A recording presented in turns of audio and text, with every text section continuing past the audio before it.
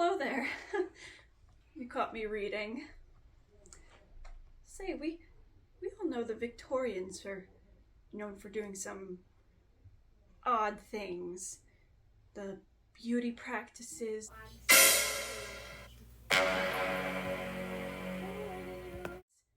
The jewelry made of hair.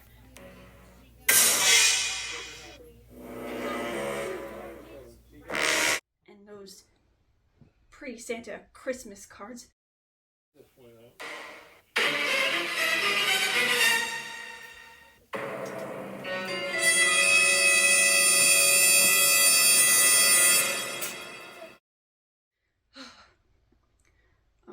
But anyway, today I was doing some reading on the fascination of photographing the dead. This was a practice that lasted between 1839 and the 1930s. It was a trend that caught on to memorialize those relatives who passed, and after the recent invention of photography, which became the most sought-after hobby of the time. Joseph Nicephore invented the camera in 1816. This camera was called a daguerreotype. It was first introduced worldwide in the 1840s. It uses a silver-plated copper plate to capture light.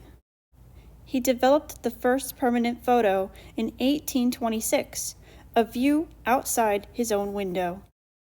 Now this was a time where the life expectancy was 40.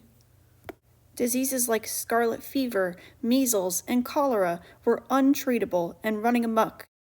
Pharmaceuticals were just starting up.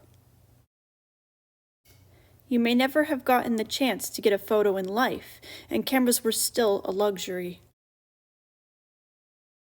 You also had to stay very still for a photo to develop in the 1800s.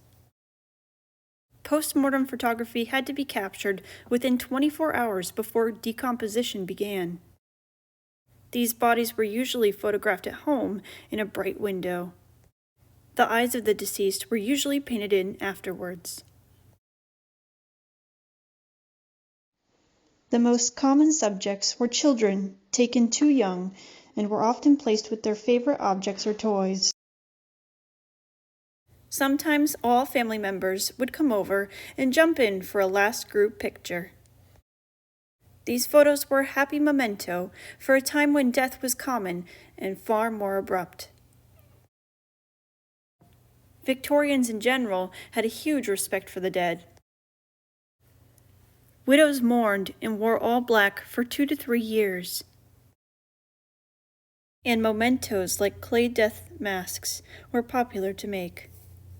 Queen Victoria herself slept under a post-mortem photo of her husband Albert, and he can be seen above her in her own death photo. Well, now we know all about those silly Victorians and photographing the dead, although I wouldn't recommend doing it today.